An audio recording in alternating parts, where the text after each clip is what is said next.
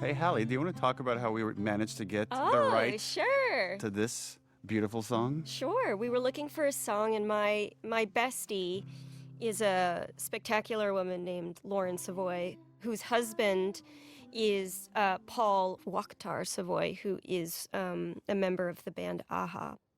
And so I reached out and said, would it be possible to get this dope-ass song in the game? And they were like, yeah, let's do it. That's amazing. That's great. So it was just a lucky happenstance that we were able to pull it off. But it's great because now like two of my favorite things are combined forever.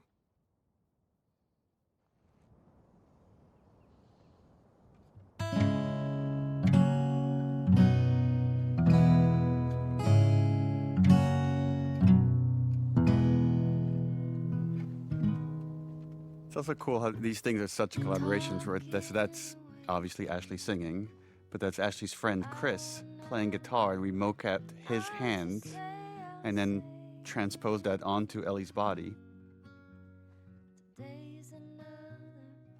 I loved this game mechanic. So fun.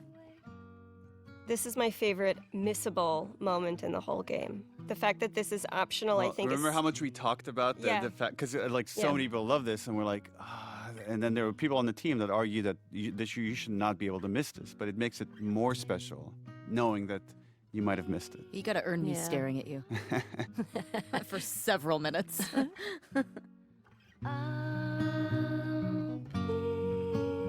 Such a good cover too. I mean, I wouldn't say it to Ashley's face, don't look over here, but like, it's pretty solid.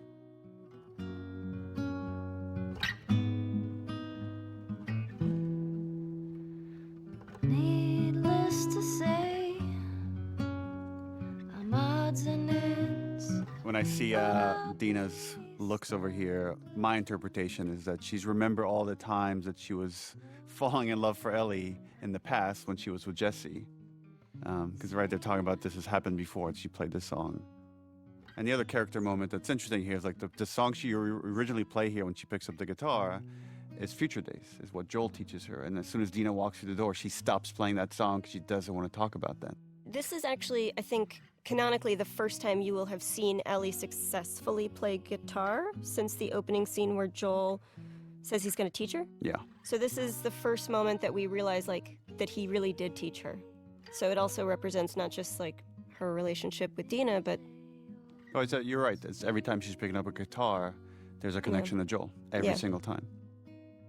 And we were like, when we were making this, we kept talking about what are different ways we could remind you of Joel, because he's not there. Make him a ghost. But he's present. There were versions where we talked about having like Joel. Ghost Joel like early talk to Ellie, and it just felt a little too campy for this story. I wanted to. Me too. All right. We should keep moving. Yeah.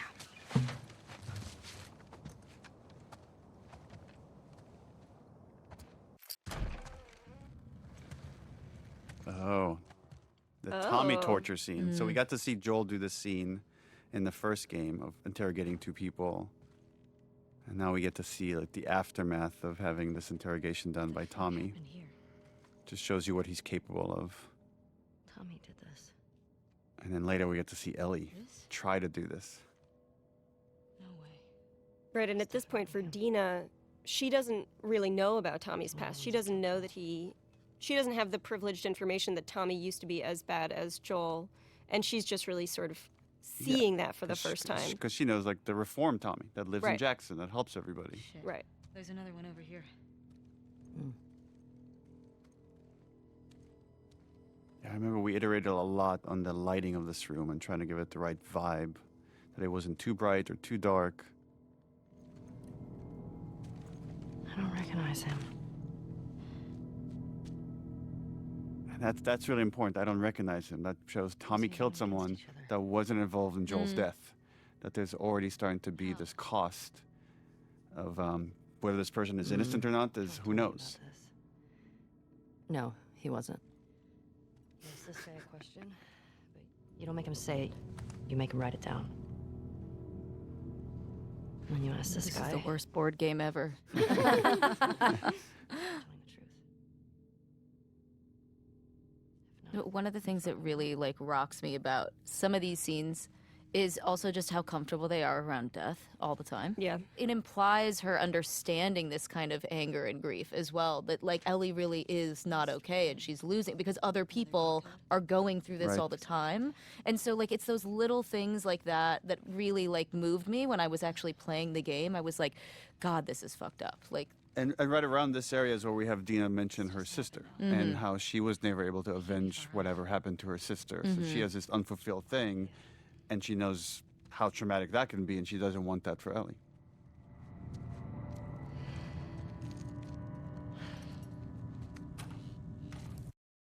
So this is the first contact with the people that killed Joel. He's great. Yeah. Chase Austin is great. And fun fact, Chase played young Sam Drake in Uncharted 4. How'd you find us? So ballsy. Big scar across his face. It's funny.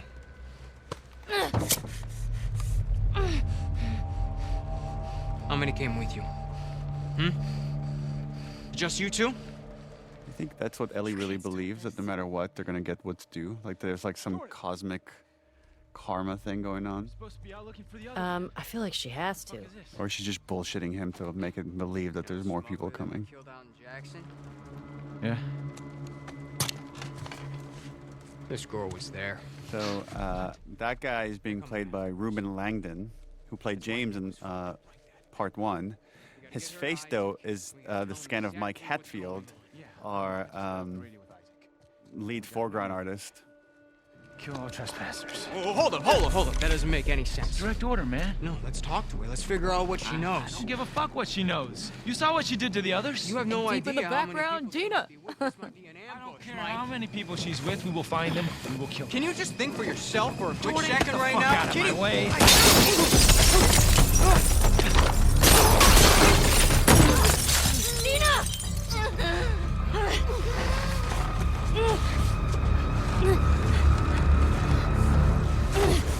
Jesus. Come here. Dina!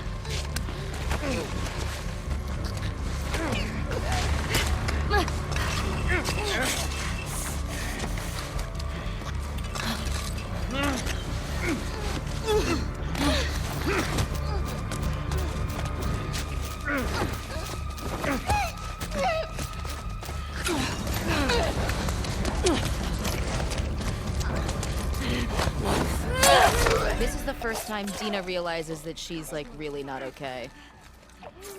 She's like, what the fuck? Yeah. Yeah, which I love because It's the hints of the obsession. Of Yeah. like she's losing herself to this chase instead of what's actually happening right now. And really, really to their detriment.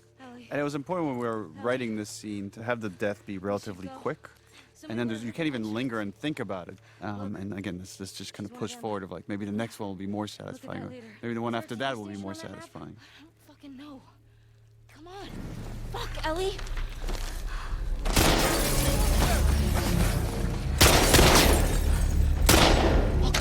go around.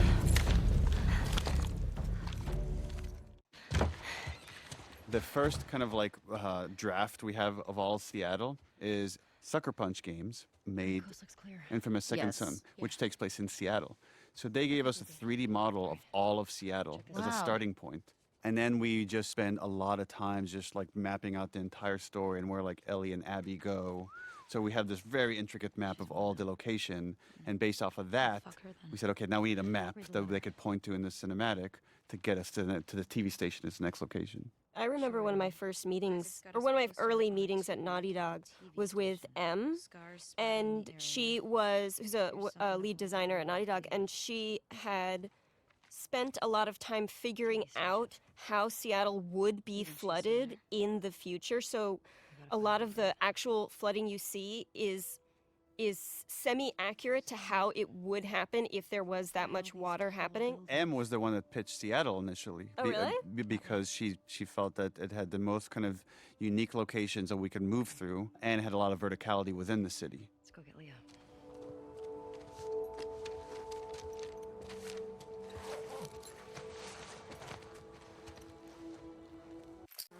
Hey, look. This is the Tummies. foreshadowing pregnant scene. This is my least favorite part of my performance. I'm not kidding. Nauseous performance. It really, every time I see it, I'm just like, that's not good. Is that your Achilles heel? Oh, there's a lot. Hiding behind walls and, yeah, no. You can hear No. the puke splashing on the I ground. did hear that. They helped me there. And that, again, it's another one of those things where, like, the audio department, let me listen to, like, several versions of puke hitting the ground and picking one. Ew. I always feel like whenever I have to act like I'm throwing up, I always start dry heaving. Because once you get that, then you're like, Like a cat with a fur ball. yeah. Here's my big moment. This is your big performance. Here she is. Do you say that because that body's much taller than Hallie? Everything is. For those people listening, Hallie's a tiny, tiny, tiny little person. I'm Such really portable. tinies. Yeah, these that's the scenes, best these part. scenes are really hard to write, because again, we're trying to make it a character moment, but give you enough information to go forward in the clue chain towards finding who you need. And giving you, new information so it doesn't feel repetitive, right? We're opening up the world progressively with each sort of expository beat as well. There's this really nice beat at the end here where, like, Dina calms Ellie down and takes the pictures from her. It's all of them. It's really nuanced here what you're doing, Ashley, but there's just this, like, anger that's starting to bubble up as you look at this stuff and, like, look at their fucking smiles. There it is. Just looking so happy. There she is. That's her. Laura Bailey. That's the one who killed him. And that's the Last of Us 2 theme, which is like a reverse version of the Last of Us 1 theme that Gustavo created for this. Hey there, Tiger. Yeah. Okay, You can see Tiger. it. How you, it's, yeah. Support Unit India en route to the TV station. Repeat, support Shit. Unit India en route. Yeah, we should Over. get going. Is that you, Hallie? That voice? I was just wondering that myself. I'm Because like, it that is you kinda later. I think that sounds- might have been Sounds you. like- yeah. Oh, Here. this is Yeah, this the is the mask scene. break. I remember just fighting. I was like, I just have to make sure her hands never touch the mask. I remember talking to you about this, Neil. Like, you were like, it's like she's committing suicide in front of you. Is like what it is. Oh, like, yeah.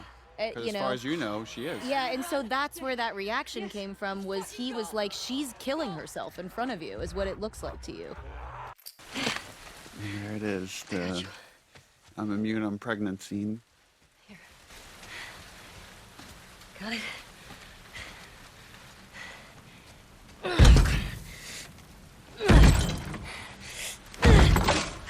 Yeah, it's just this is where the obsession. I think this is the first time it's really getting in between them. That there's now personal conflict starting to form.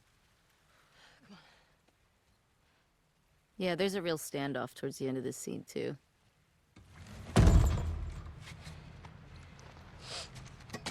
Hallie, do you remember this was your first week at Naughty Dog, and we had an outline. Some of the major beats were there, and you had the idea of like, what if we made Dina pregnant?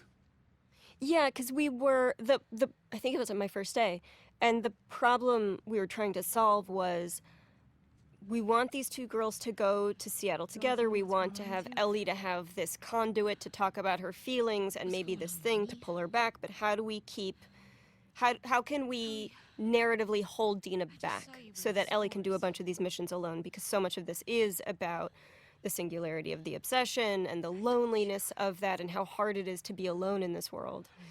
And I just threw it out there. Let's knock her up. What's interesting too with if you think about the first game, over the course of the journey with Joel and Ellie, is they slowly open up more to each other and reveal more of their secrets. And these characters are kind of doing the same thing. They're both holding back on secrets. So even though it's a very angry scene, they're revealing everything to each other. You were telling the truth. Maria and Yeah, bitch. and Joel are the only ones who know. I'll just speak the subtext for all these scenes. Please do. Knew. I found this scene really hard because it was one of the. I mean, we literally you have two very like big reveals or reactions that could have been like really soapy if I did it wrong. You know, it's like the I'm pregnant and also like the chemical burn. You know, like that. That's really Well, tough. it's and like because I remember we talked a lot about that, which is. You just thought your friend was going to die in front of you. You thought you might have to shoot them in it front of really you. opens with so her you being have like, this "I'm gonna be moment of alone," like yeah. sadness, relief, and also, by the way, I'm pregnant. A lot of Yeah. the times when Ellie's in severe conflict, she like one of the things that I find very relatable is like suddenly she loses eye contact. Like it just goes inward. Everything just goes into this inward rage that is so nuanced, and I don't know how you could really pull this off in a game a decade ago maybe, because there's so much beautiful facial that you do that they're able to capture. Yeah, I feel like I talk about this all the time. Like this supposed to do now? game, I don't think would have had the impact or any of that without. I mean, there's so many people that make up the performance that you end up seeing and playing, and I feel like you can give it your all, but if you don't have the right people that are sitting there for, I don't know how. I mean, years Well, and years.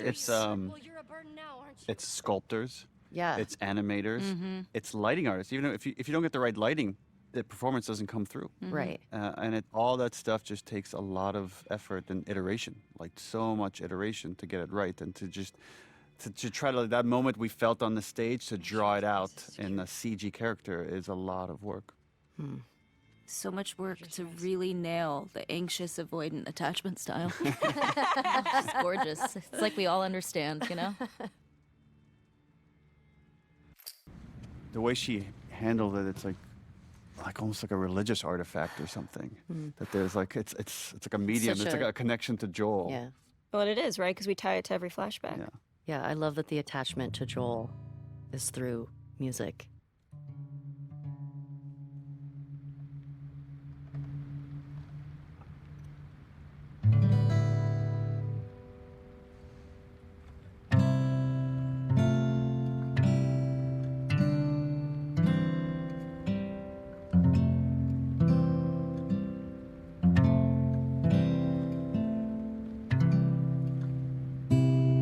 It's funny, over the course of shooting this, how long did it take to shoot?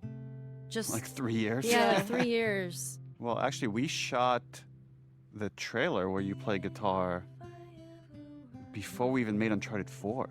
Because we had started working on this game, and then the game went on pause for 2 years before we picked it back up.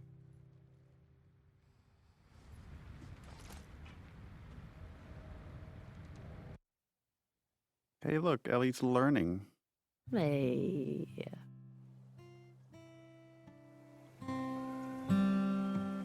One of the things I really appreciate about your performance, Ashley, is how you're able to so seamlessly jump between these different ages and different levels of innocence that this character has. Thanks. Just need to build up your calluses. I also now watch this. I'm like, that guitar is so expensive. Why are you just leaving it right there? Leaving it out there? Yeah. Oh, shit. I wanted to show how, like, how did Ellie learn how to swim? Because that was such a big plot point in the first game. You should see Yep. your face right now. It's just nice to see things were okay for a while between these two.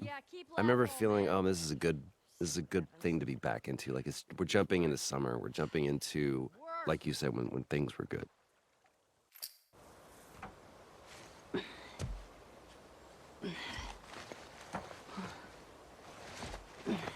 This is a culmination of so many things, right? So for this moment of just Ellie's love of space, of Joel wanting to make this like moment just beautiful for her Walkman. And this idea that Ellie sometimes has such a strong imagination and can go into her own head. Wow. Actually started with the comic book, the American Dreams comic book. So when she looked at the Raj's arcade, she was able to picture it with like children running around. It's like the idea that she's so in love with the old world that she does whatever she can to kind of live in it.